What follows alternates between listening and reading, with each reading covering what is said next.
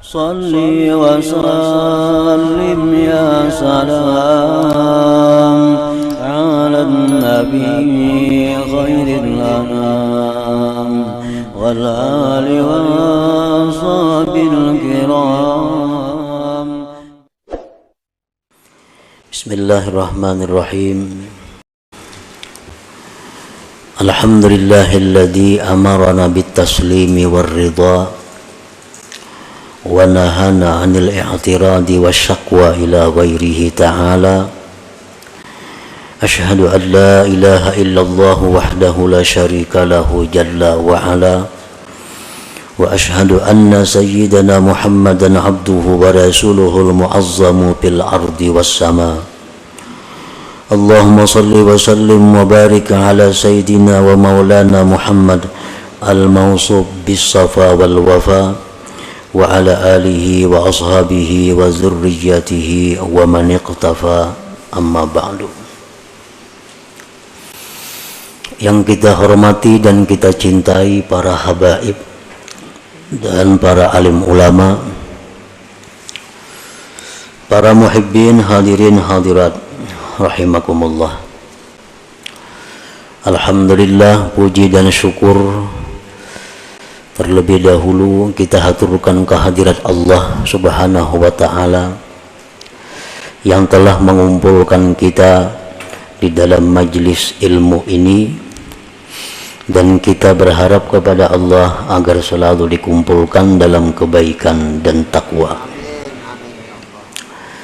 Puji dan syukur pula kita haturkan kehadirat Allah Subhanahu wa ta'ala yang mana pada saat ini telah menempatkan kita dalam posisi talabatul ilm, dalam kedudukan penuntut ilmu. Dan kita memohon kepada Allah di majelis yang penuh berkah ini agar kita selalu ditempatkan Allah dalam kedudukan penuntut ilmu sampai akhir hayat kita. Dan yang lebih penting dari itu, kita minta kepada Allah agar bisa mengamalkan ilmu yang diberikan Allah Subhanahu wa ta'ala kepada kita ini. Salawat dan salam kita haturkan kepada junjungan kita Nabi besar Muhammad sallallahu alaihi wasallam dan kepada seluruh keluarga, para sahabat, zuriat dan pengikut beliau sampai hari kiamat nanti. Para muhibbin rahimakumullah, al-hikmatus sabi'ata asyarah min al-hikamil ataiyah. Qala al-imam Ahmad bin Athaillah as-Sakandari rahimahullah wa nafa'ana bi ulumih. Hikmah yang ke-17 dari Al-Hikam, berkata pengarangnya Al-Imam Ahmad bin Athaillah as-Sakandari rahimahullah, ma taraka minal jahli syai'a man arada ayyuhditha fil waqti ghaira ma azharahullahu fihi. Yang artinya tidaklah meninggalkan daripada kejahilan sedikit jua pun oleh orang yang menghendaki bahwa menciptakan pada waktu selain yang Allah nampakkan dia pada waktu itu. Itu artinya hikmah yang ke-17 ini.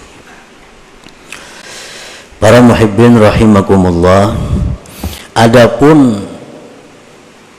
tafsirnya dari hikmah ini adalah idza aqamallah subhanahu abdan bihalin minal ahwal badaniyan kana aw qalbiyya la yazummuhu syar'u fal yaltazim dzalik wal yuhsinil adaba wal yarda bidzalik wa la yantaqil ila ghairi ma huwa fihi hatta yanqulahu subhanahu wa ta'ala.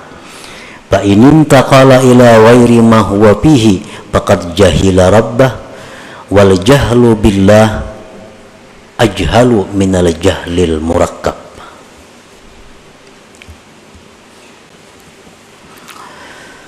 Apabila Allah Subhanahu wa ta'ala menempatkan seorang hambanya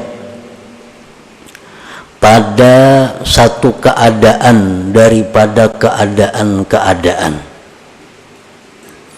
baik keadaan itu bersifat badan atau bersifat hati,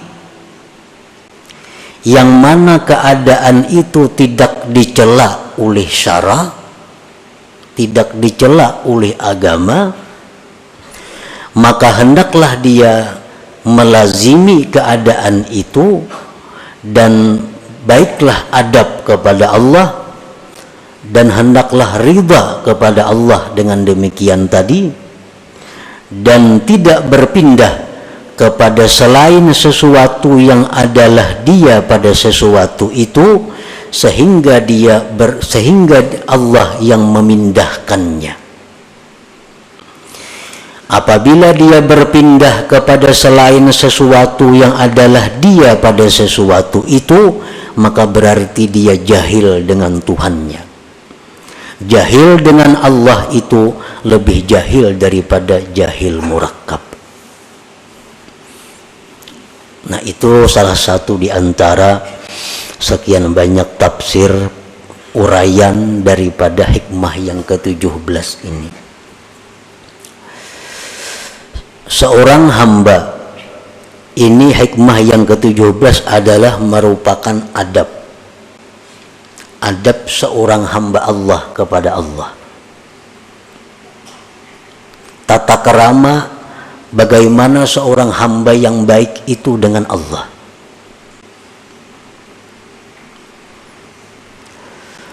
Apabila Allah menempatkan kita di dalam satu keadaan,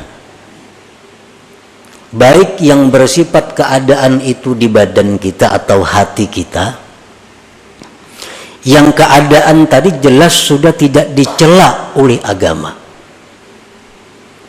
maka keadaan tersebut kita lazimi dan hendaknya kita membaguskan adab, dan kita ridha dengan keadaan yang ditempatkan Allah itu, dan kita tidak berpindah untuk mencari keadaan-keadaan lain, sehingga Allah sendiri yang memindahkan kita kepada keadaan yang lain itu.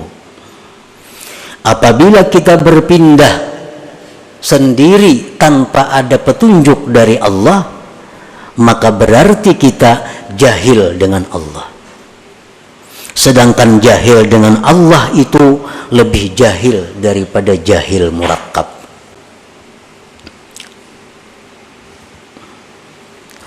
Jahil itu ada yang disebut jahil basit.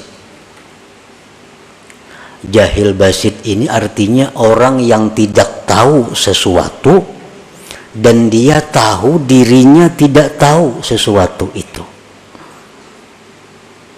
Contohnya, ujar orang, ikam tahulah nangaran sepeda motor itu. Tahulah ikam nangaran sepeda motor. Ujarnya kada tahu. Ujarnya kada tahu. Ini ngarannya jahil basir. Orang yang kada tahu dan dia tahu bahwa dia kada tahu. Tahulah sepeda motor, kada tahu, habis sudah kisahnya. Ini jahil yang paling inting. Dan kadang-kadang jahil seperti ini dalam beberapa hal terpuji. Jahil yang kedua adalah jahil murakkab. Orang ini tidak tahu dan dia tidak tahu dirinya tidak tahu. Ini berat jahilnya. Kada tahu lawan sesuatu dan inya kada tahu bahwa dirinya itu kada tahu. Ujar orang, ikam tahulah sepeda motor. Tahu ay. Mananya? Tuh, menunjuk ke kambing. Nah, menunjuk ke kambing. Berarti orang ini jahilnya double. Lawan kambing kada tahu, lawan sepeda motor kada tahu, lawan dirinya jahil kada tahu. Nah ini ngarannya jahil murakkab. Yang lebih jahil dari jahil murakkab ini ada lagi orang yang jahil dengan Allah. Orang yang tidak tahu bahwa Allah yang menciptakan dia. Orang yang tidak tahu bahwa Allah yang mengatur seluruh yang ada ini. Orang yang tidak tahu bahwa Allah yang menghendaki segala yang telah terjadi dan akan terjadi. Dia tidak tahu bahwa Allah yang memberi rezeki kepada dia. Dia tidak tahu bahwa Allah yang menghidupkan dia. Dia tidak tahu bahwa Allah yang mematikan dia. Nah, jahil terhadap Allah ini lebih jahil daripada jahil murakkab tadi.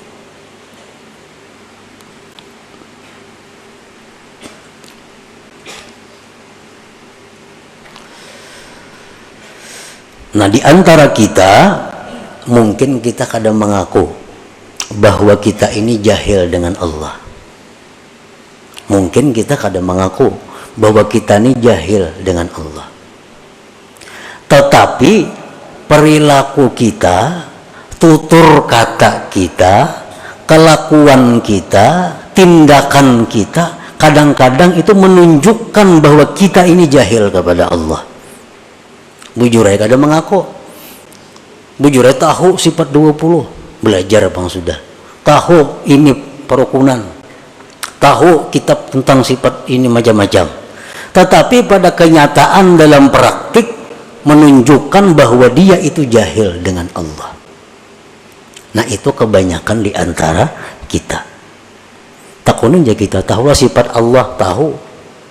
Tahulah Allah bersifat ini, tahu karena sudah belajar. Tapi dalam gawian sehari-hari menunjukkan bahwa kita ini jahil dengan Allah. Buktinya ada dendam dalam hati kita. Buktinya kita seringkali menyalahkan asbab dalam segala sesuatu. Buktinya kita seringkali bergantung dengan asbab. Buktinya seringkali kita gembira dengan asbab. Kita sedih dengan asbab. Nah itu praktik-praktik menunjukkan kita jahil dengan Tuhan. Jahil dengan Tuhan itu paling dahsyat kejahilan. Lebih jahil daripada jahil murakkab tadi. Para muhibbin rahimakumullah. Nah kemudian contoh-contoh di antara hikmah yang ke-17 ini. Bagaimana adab kita yang sebenarnya kepada Allah dalam hal keadaan-keadaan yang kita tempati. Idza aqama Allahu 'abdan fi talabil 'ilm tilmidan kana aw syaikha wa kafahu min amri dunyahu faltazim dzalik wal yuhsinil adab ma'allah wal yarda bidzalik wa la yantakil ila ghairi ma huwa fihi hatta yanqulahu Allah subhanahu. Apabila Allah menampatkan hamba pada menuntut ilmu, baik murid atau guru. Guru dan murid itu sama-sama masuk dalam penuntut ilmu. Misalnya kita berwakaf ini untuk penuntut ilmu, murid masuk di situ, guru masuk. Nah, Allah Subhanahu wa taala bila menempatkan kita dalam menuntut ilmu, gawian kita nih belajar aja. Ada yang saya punya gawiannya mengajar aja. Dan Allah cukupkan daripadanya perkara-perkara dunia. Allah cukupkan. Makannya cukup, pakainya cukup, membiayai keluarga cukup. Dari mana jalannya Allah mendatangkan kita kada tahu. Pokoknya cukup. Nah, ini orang ngarannya ditempatkan Allah dalam posisi menuntut ilmu. Bila sudah demikian halnya, lazimi posisi itu dan membaguskan adab kepada Allah. Artinya apa? Bahwa dia menganggap inilah posisiku yang terbaik, inilah keadaanku, pekerjaanku yang terbaik yang diberikan Allah. Dan hendaklah dia riba dengan keadaan itu. Dan dia jangan berpindah kepada keadaan lain sehingga Allah yang memindahkannya. Orang ini kesibukannya belajar. Pagi belajar, tengah hari belajar, sore belajar, malam belajar, atau mengajar. Tapi urusan dunia inya cukup. Berarti inya ini ditempatkan Allah sebagai penuntut ilmu. Jangan tinggalkan posisi itu kecuali Allah yang memindahkan.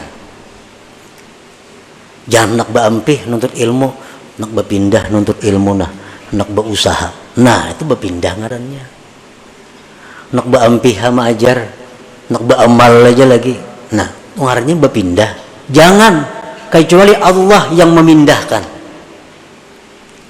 Apa tanda-tandanya Allah memindahkan kita dari posisi itu? Tandanya,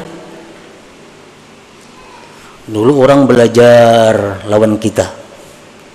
Nah, sekarang orang kada ada lagi yang belajar lawan kita, ampihan. Asalnya pesantren ini hibak. Wah, ini tinggal berdua bertiga lagi. Nah, itu adalah berarti Allah menyuruh kita pindah daripada posisi itu. Ke posisi mana kita pindah? Apabila Allah mencukupkan urusan dunia kepada kita, berarti kita mesti pindah ke posisi hanya menghadap Allah, menghabiskan waktu berzikir, beribadah kepada Allah. Kada perlu lagi mengajar, karena ini sudah isyarat dari Allah pindah. Artinya selama kita mengajar dan banyak haja orang yang mau belajar lawan inya, duniawi dicukupi Allah, berarti orang ini masih ditempatkan Allah di posisi itu. Jangan hendak berampi-ampi mengajar.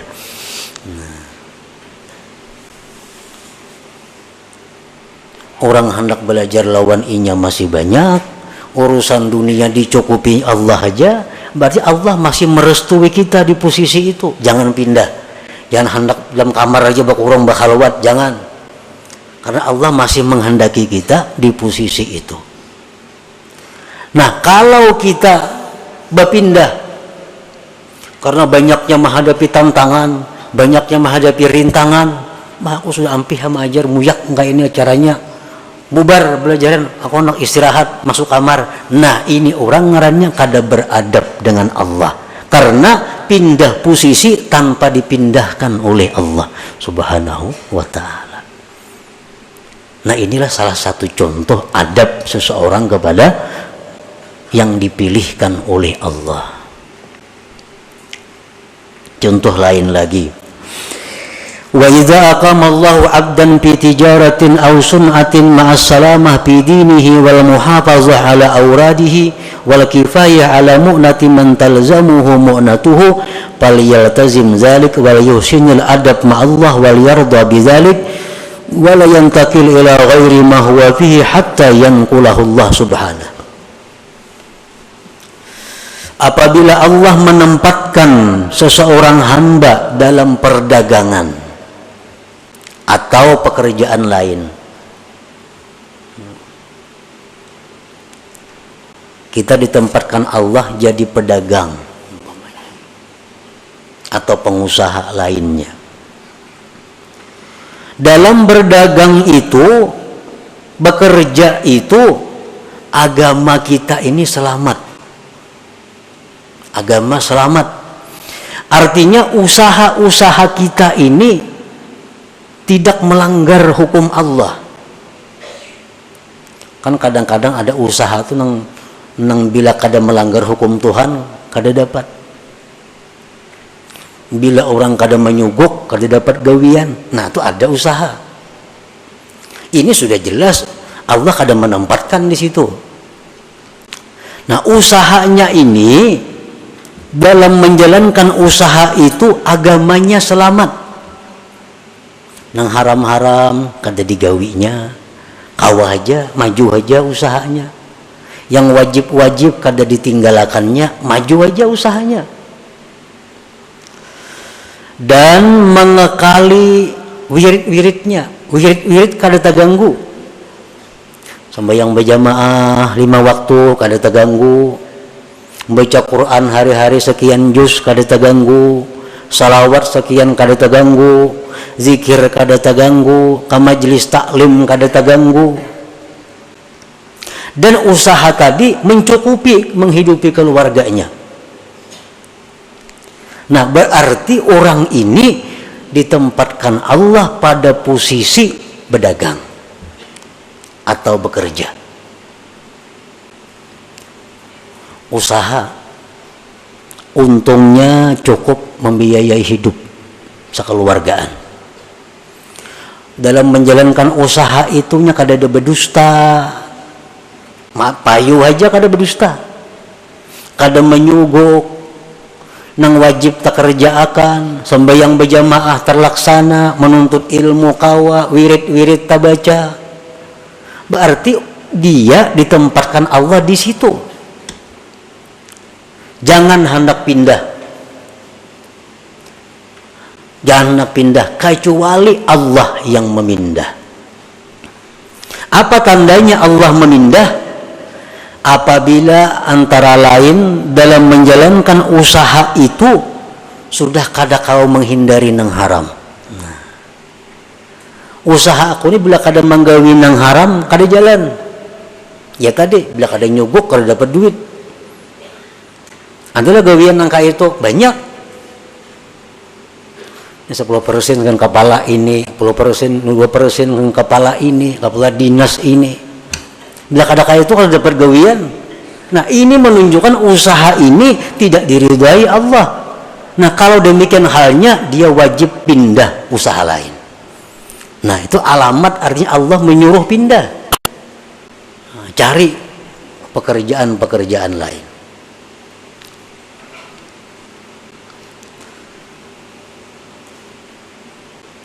Nah, apabila seseorang itu usahanya bagus, agamanya selamat, wirid-wiridnya terlaksana, untungnya cukup menghidupi keluarga, dia tetaplah pada posisi itu. Jangan pindah kepada posisi lain kecuali Allah yang memindahkannya. Tandanya Allah memindahkan sudah kesulitan dalam menjalankan usaha untuk menghindari yang haram atau melaksanakan kewajiban. Nah, berusaha ini mengaji kada tak kaji lagi, wirid banyak kada tak bacai lagi, hendak kada itu kada dapat duit. Nah, berarti usaha ini sudah disuruh Tuhan tinggalkan, cari usaha lain, cari usaha lain. Nah, itu adabnya kepada Allah bagi orang-orang yang ditempatkan Allah dalam posisi usaha. Wa idza aqama Allahu 'abdan fi hukumatin ma'as salama fi dinihi wal muhafazah 'ala awradihi wal kifayah 'ala mu'nati man talzamuhu mu'natuh falyaltazim dzalik wal yuhsinil adab ma'allah wal yarda bidzalik wa la yantaqil ila ghairi ma huwa fihi hatta yanqulahu Allah subhanahu. Apabila Allah subhanahu wa ta'ala menempatkan seseorang ini dalam pemerintahan, ini ditetapkan Allah dalam pemerintahan jadi pegawai, baik itu pejabat apa ngarannya, dalam pegawai itu, dalam menjalankan tugas itu dia bisa menyelamatkan agamanya. Bujur aja jadi kepala ini, kepala depak umpamanya, kepala PO. Tapi inya urusan agamanya selamat. Kada ambil duit orang, membagi gawian dengan jujur. Pokoknya nang haram-haram itunya bisa menghindari. Ke pengajian tetap kawa turun, wirid-wiridnya terbaca. Gajinya cukup menghidupi keluarga, berarti orang ini sudah ditempatkan Allah, direstui Allah di posisi itu. Jangan hendak mundur dari jabatan itu kecuali Allah yang memundurkan. Tandanya Allah memundurkan apa? Aku jadi kepala ini kada korupsi. Kenapa kada korupsi? Busku menyuruh korupsi. Hendak kada ku intain ini kayak pemberiin yang di atas. Nah, kada maka yang di atasnya kadang-kadang hendak ke Jakarta minta duit, mana duitnya udah kadang maintai orang hendak ke anu. Nah, bila sudah ini terjadi berarti ini gawian sudah tidak diridai Allah, pindah dari situ. Kalau hendak selamat, hendak sakit karusakan ada apa-apa juga bang, ini hendak kisah hendak selamat nih. Nah, pindah dari posisi itu, cari jabatan-jabatan yang aman. Banyak kayak jabatan yang aman, yang kada berurusan lawan hal-hal itu. Paman sekolah aman jabatan, nah bisukan buka kunci sekolahan sepue istirahat, pindah cari posisi yang aman. Nah itulah yang dimaksud oleh hikmah yang ke-17 ini. Nah sekarang kita ukur gawian kita, pekerjaan kita yang ada nih, apakah direstui Allah atau kada? Apakah disuruh Allah pindah atau kada dari pekerjaan sekarang? Ukurannya apakah agama kita selamat dalam pekerjaan ini? Apakah kita bisa menjaga wirid-wirid kita? Bila bisa, berarti pekerjaan ini diridai Allah. Dan Allah menempatkan kita pada posisi itu. Jangan berpindah-pindah dari situ, kecuali karena Allah yang memindahkan kita.